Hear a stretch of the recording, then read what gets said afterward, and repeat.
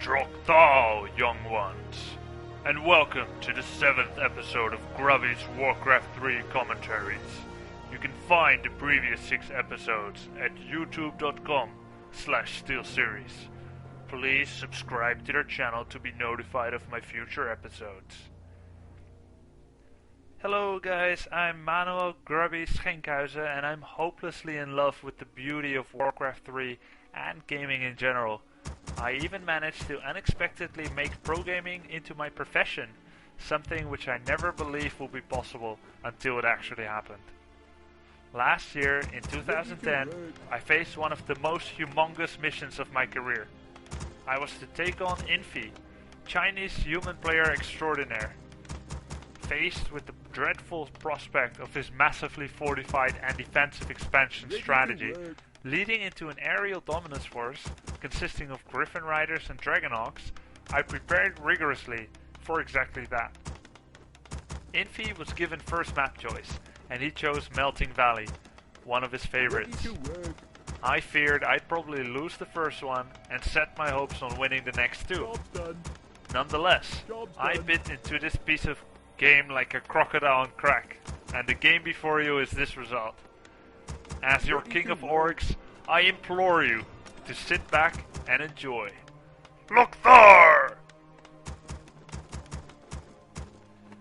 So my plan for this game, I'm opening up with the Blade Master, and I'm going for a quick Voodoo Lounge over here. Job's done. So instead of going for a quick second burrow, I will be scouting and probably trying to mess a bit with him at the mercenary camp.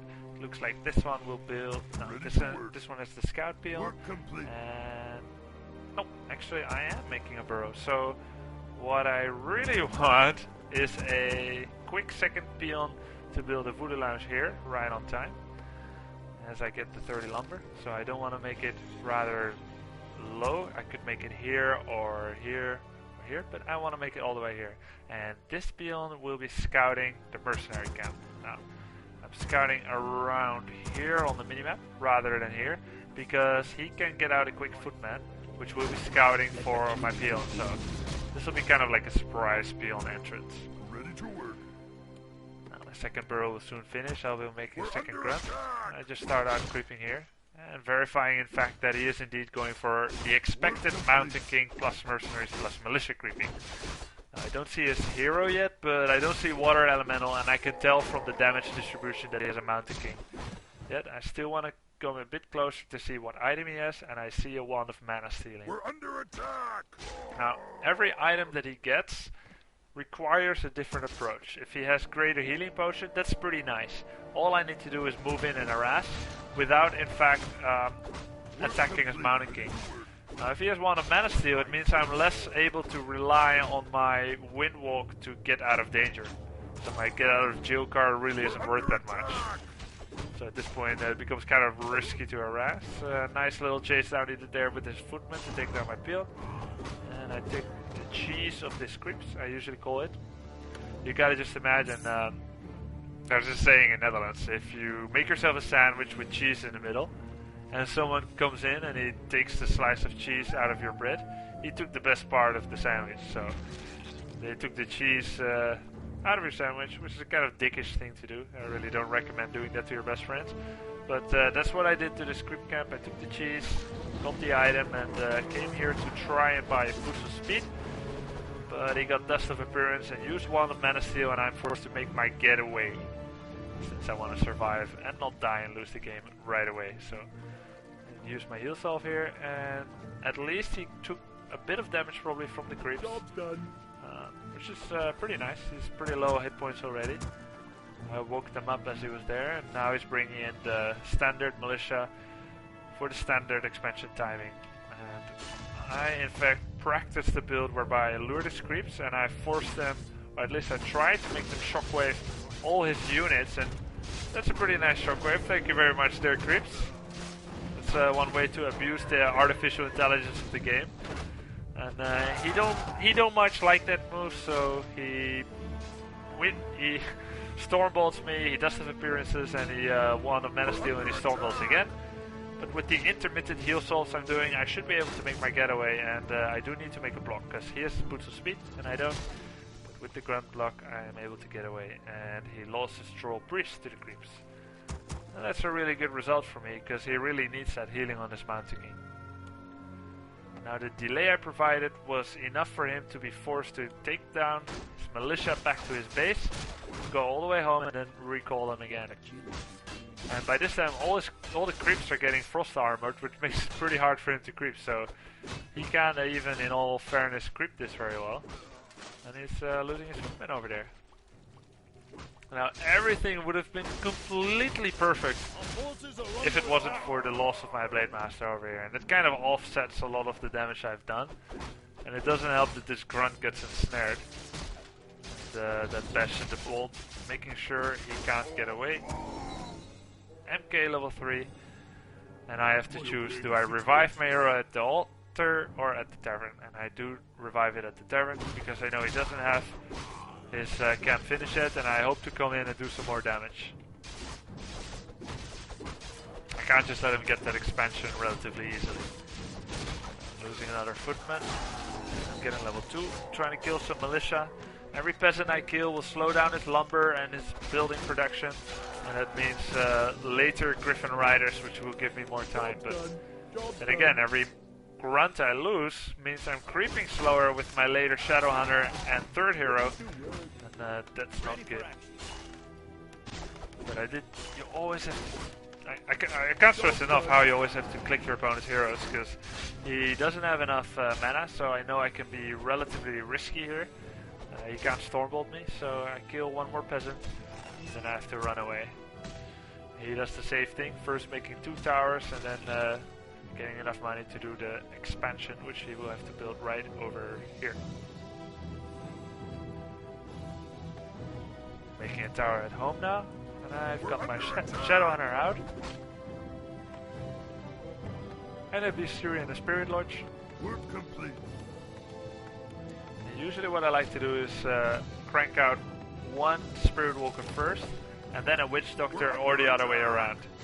The Spirit Walker is to distribute damage, make sure nothing can die too easily from Stormbolt and Focus Fire, and the Witch Doctor is to lay down some sentry wards all over the map, which will help me to control the map later on with Raiders, with Windwalk, Hex, Creepjacks, and make sure he can't creep too much.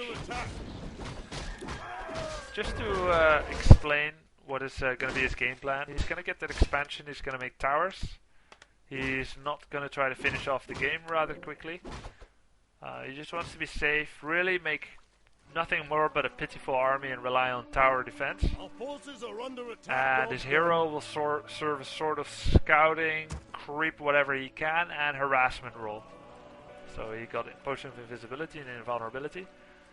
And one thing that's really important to know is what stage, what hero level and what experience level he should be satisfied with at what point in the game. Now, if I can keep him level 2 all the way till tier 3, that's amazing. But let's just assume generally on Melting Valley they do get level 3 Mountain King.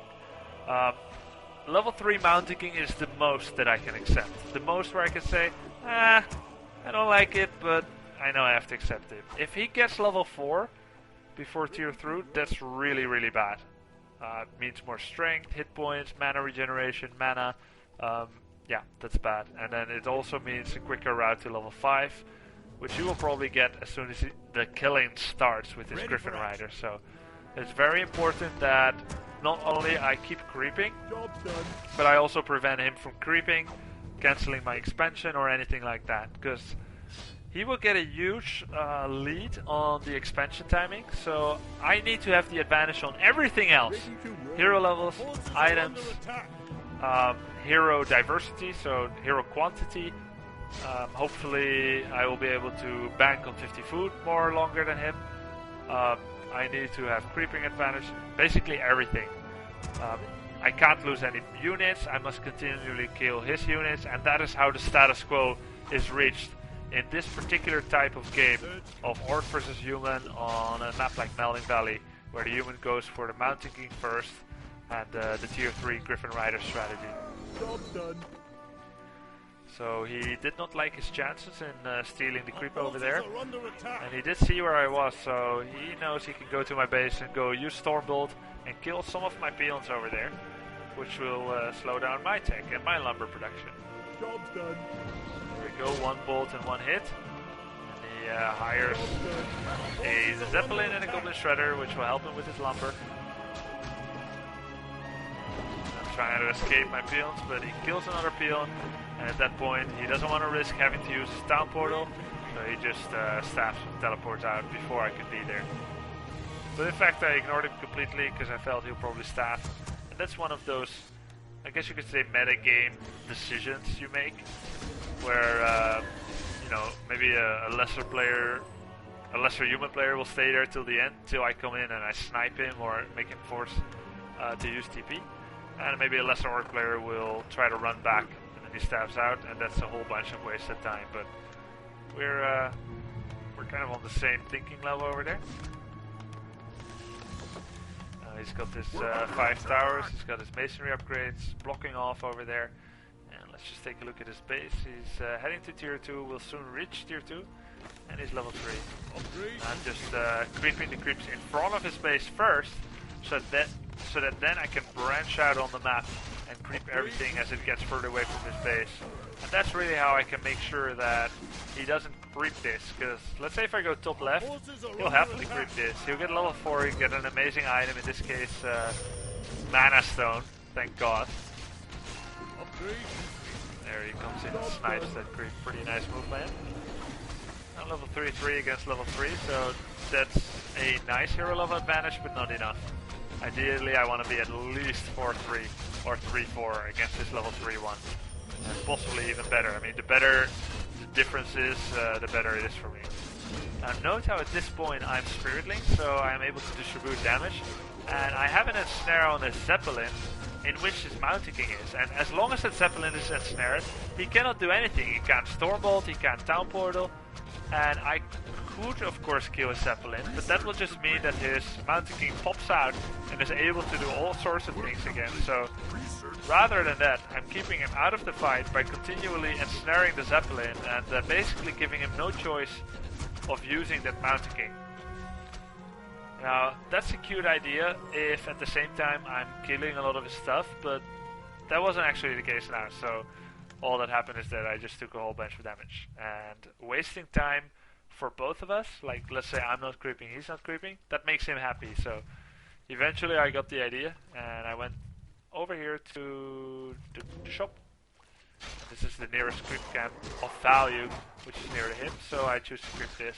And there's really no risk of creep jacks or anything like that, because I know all he has is a Mountain King. We're under attack. So my expansion is up. Work I complete. did I buy a Goblin? Yeah, I bought a Goblin Shredder. And going to tier 3. Upgrade complete. And I have a Witch Doctor over here, which is Spirit Linked. Place down a Watcher Ward, Sentry Ward, and another one over there.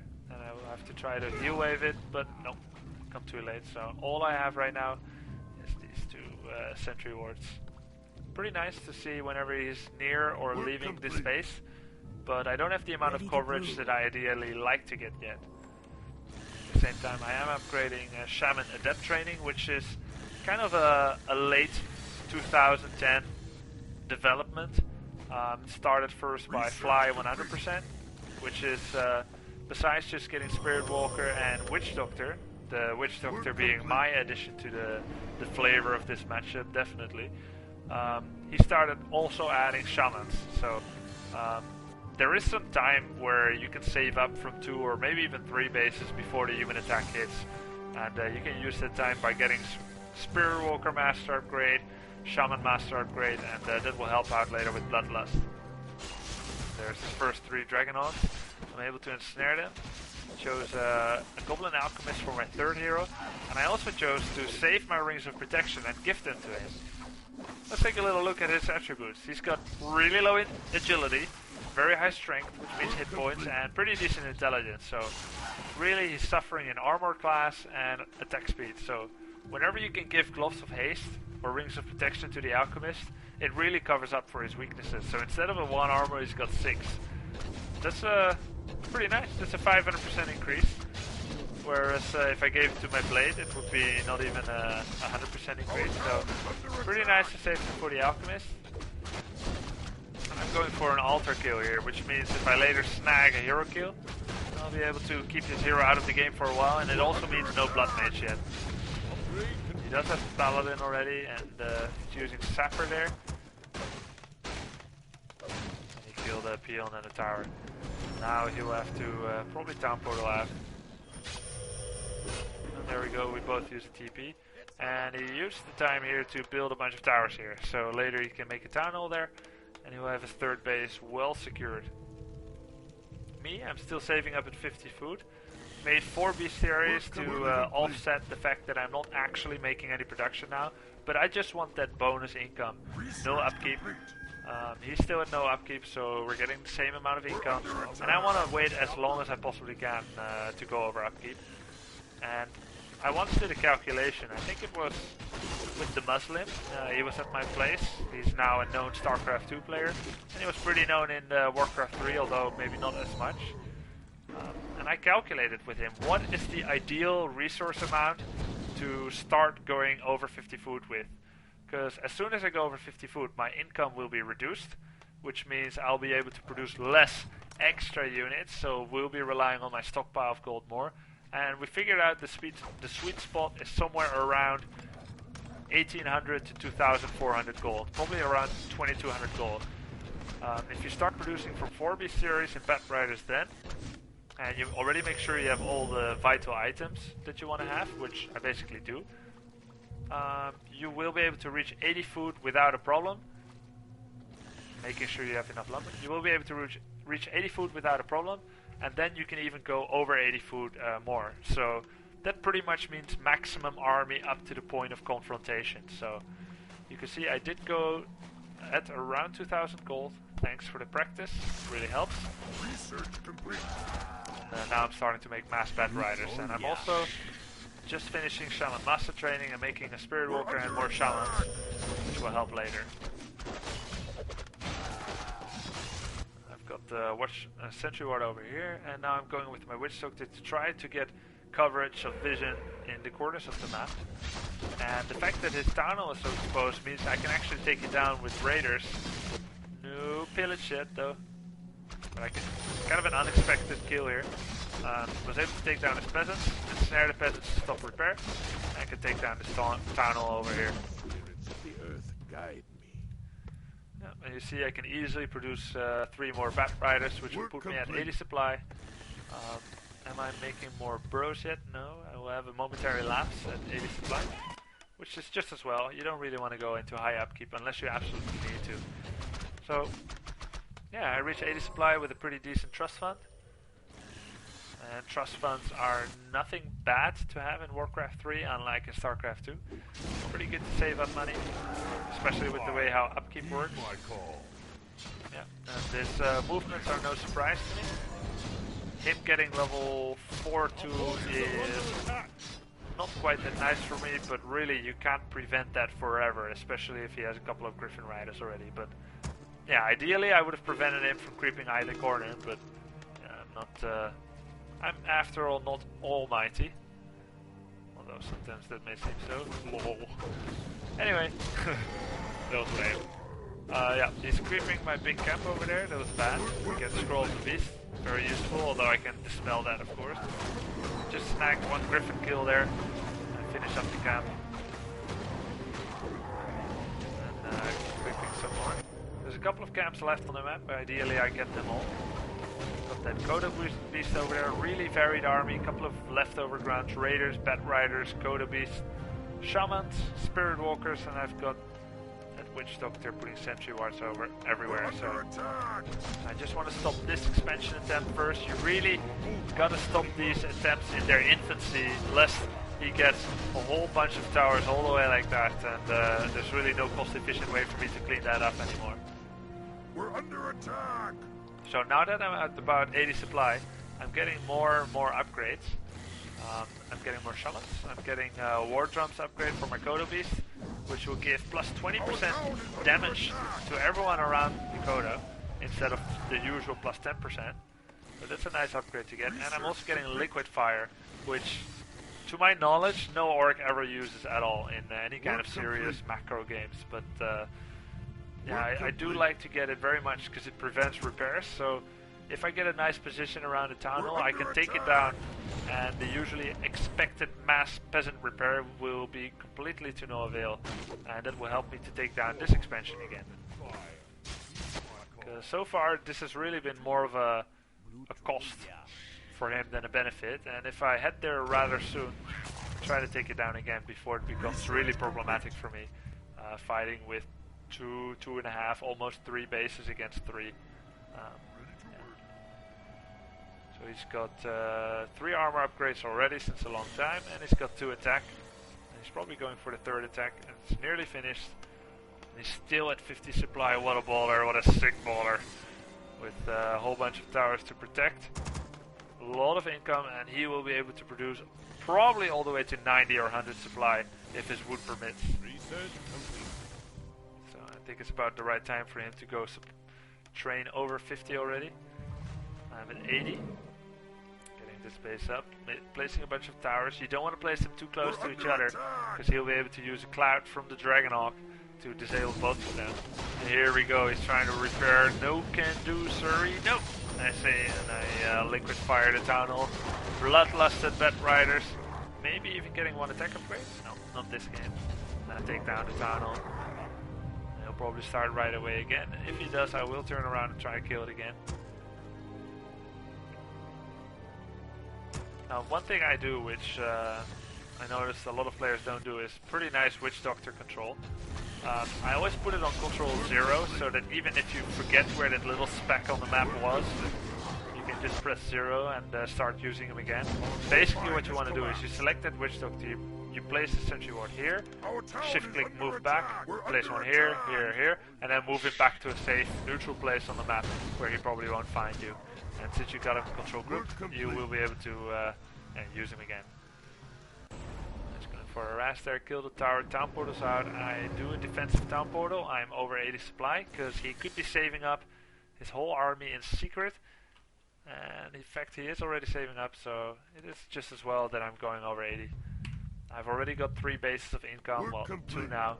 Really not much more you can ask for, and the last thing I want is that I lose because I was so greedy that I didn't have quite the forces to counter his heir.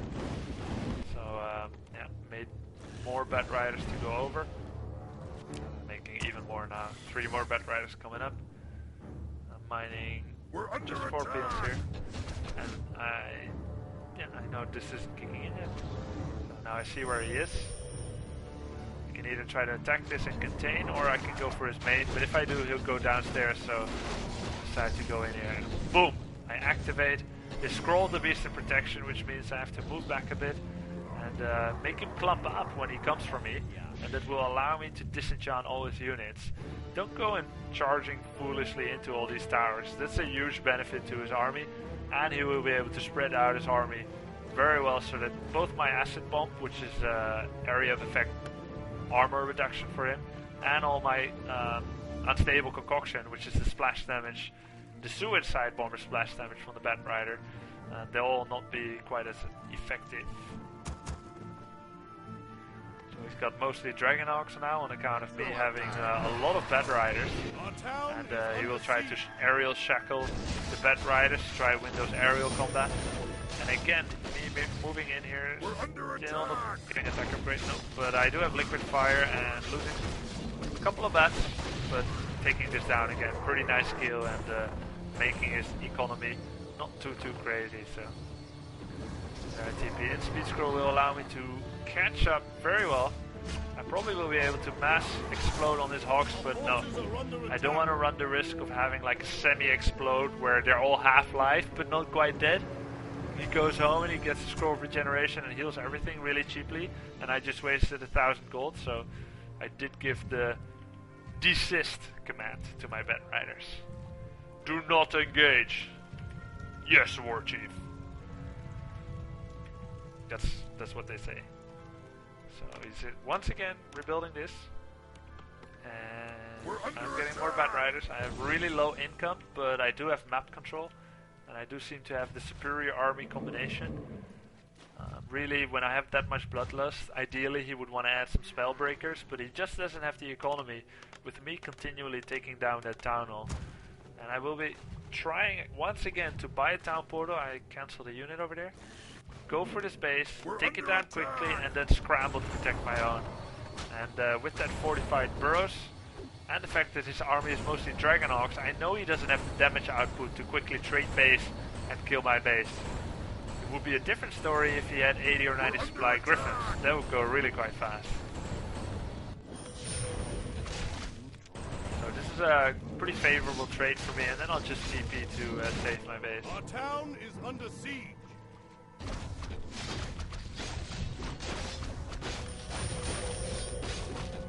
Once again taking down his base. All the towers kind of out of range, which works out really nicely for me.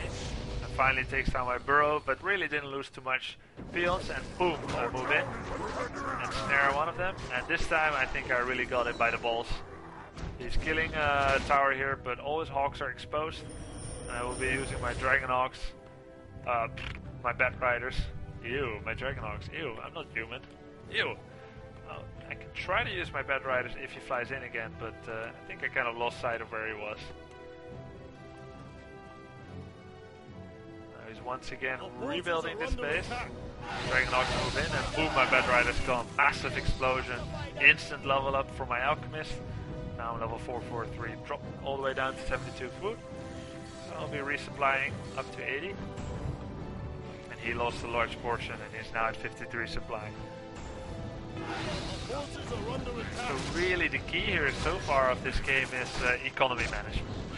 Both of us are trying to be as greedy as possible. Him, rather than getting a 2-base large 70-ish food Dragon Rider, Dragonhawk Griffin Rider army, which is kind of Sky style, hit the orc before he's even ready, before he even started producing, and kind of hitting with like a 67, 74-ish supply army. Instead, Infi likes to save up brutish amount and sneaking a 3rd base before he starts air production. Now, if it works, and if he had like more towers around it like this, or maybe if the town hall was here, that would be a huge advantage, and it definitely has its strengths. And if you're ready for the sky attack is weaker. But, you know, they both have their strength, and this time, I'm kind of a waiting player myself, so I always found it was kind of a bit easier to play against Infi's air style than Sky's air style. And again, Infi's style did better against other players, but yeah.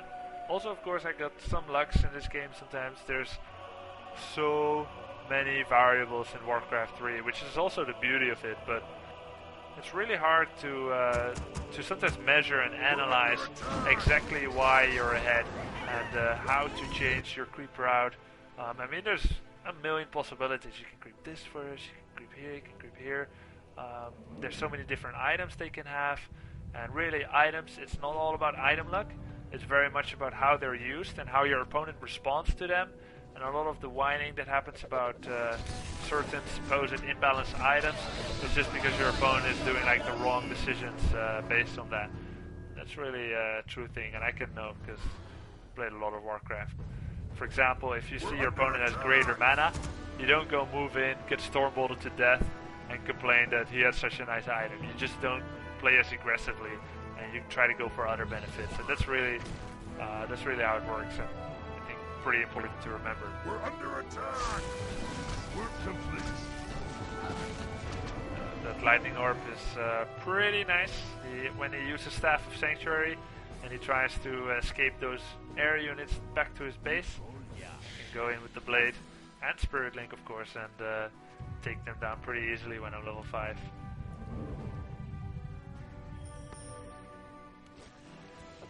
.74 food, towers spread out over the map. I've got sick hero levels, level 553. I've got Bloodlust, Spirit Link, I've got Sentry Wards everywhere. He's turtling again at 50 supply, perhaps trying to get the most money he can. Well, he's only got one more mining base, so really he can't wait too long to produce, and I expect really he'll start to produce any moment now and try to get a very favorable fight where he spreads out his Dragonhawks and his Griffins of this so terrible to behold strategy usually, and try to take a win after all.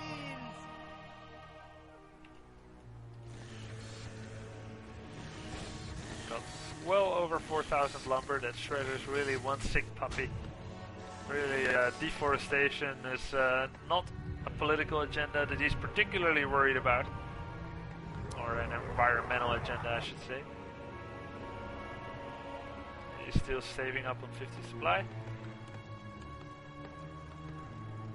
I'm going to fast forward a little bit. Really, it looks like my map is a map hack version of the map. I've got Sentry Wars all over here, so really, there's really not much surprises for me. I know what he has, and I'm feeling pretty comfortable here, even not minding to draw the game out, because I know it's just getting better and better for me.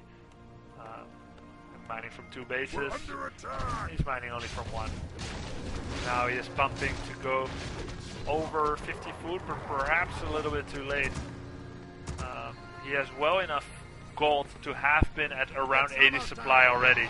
I mean, look at it, he's got 6 griffins. 6 griffins queued up. He will actually peak at somewhere around 90 supply with the resources that he has. And that was probably his plan. I mean, you can't get much better than a 90 supply griffin army. And that's what he was hoping for, that I would probably not be aggressive till that point. But seeing that his army was still relatively small, I decided to take another crack at trying to take down this base. Kill those 2 towers, and then I'll be able to have clean shot taking down this town hall. He moves in over there. I'll need to try and kill this and then TP out for... It won't end up well at all if I try to stay here, what with him having shackled all my Bat Riders, and I barely don't kill it, and it was so close. The liquid fire nearly killed it, but at least I only lost 1 or 2 bats. And there you go, you see, like I predicted, I think he calculated that with his resources. How much can I produce from 1 base income, 50 supply, how much gold do I need to have? And he will indeed peak out at right around 90 supply, 90 food. And then he has 2 heal scroll and a protection scroll, level 4-3, so really this will be probably quite an exciting fight. He will actually have 90 supply, 90 food against my 94-ish, with not everything having come in yet, so yeah, really the best chance he could hope for. I have to say good job to him that he waited that long. You could think, oh, with 1 base against 2 I need to make something happen quickly, but yeah, there we go, protection scroll. He spreads his stuff, thinking I might come in with the Bat Rider attack, but I try to buy time and make sure that his scroll of protection wears out before we enter an engagement, because all those suicide bomber attacks I do, the attack of that is reduced heavily by protection scroll. Now I am forced to attack because he's starting to shackle. Nice move there by him. Excellent spread so far with his Hawks. I do have acid bombs on it, so he has -4 armor and protection just worn out. So that's good for me. And I've got Bloodlust happening. I've got really high hero levels. I've got Chemical Rage on my Alchemist. Bat Riders connecting more and more. Each one killing a Dragonhawk and freeing up another one. More Bat Riders flying in. Blade Master nearly dying but getting heal waved, and I have several more protective items, and at this point even a lucky hero kill is not in the cards for him anymore, and as most of his air army evaporates, he knows he can't say anything else but good game. And I take a very surprising 1-0 lead in this series. Too bad that I lost the next 2 maps, but anyway, this was a nice game. Yep, I did lose the next 2 maps against Infi, so shucks, well shucks. Anyway guys, thanks very much for watching. I really hope you enjoyed this game and how to deal with the dreaded mass air strategy from human. Just to summarize again the points, you need to be ahead in pretty much every area except economy. Be greedy, think of how much gold you want to have before you go over 50 supply. Scout well, deny him any creeping, creep as much as you can. Spread those sentry wards with the Witch Doctor, try not to lose that Witch Doctor because you need the Spirit Lodge building time. And get about 4 bestiaries who are going for tier 3. Don't be late on fortified burrows, or he'll come with his first 3 griffins and he'll start taking down burrows. And yeah, try to get that 3rd expansion timely, and keep an eye out on all the expansions on the map. You don't want to let them get a third base. So if you enjoyed this commentary, please do me a favor and like me on Facebook, follow me on Twitter, and also you can keep an eye out on my live stream at twitch.tv/followgrubby. You can see the link at the bottom of this screen. And once again, guys, these episodes are made possible by Steelseries.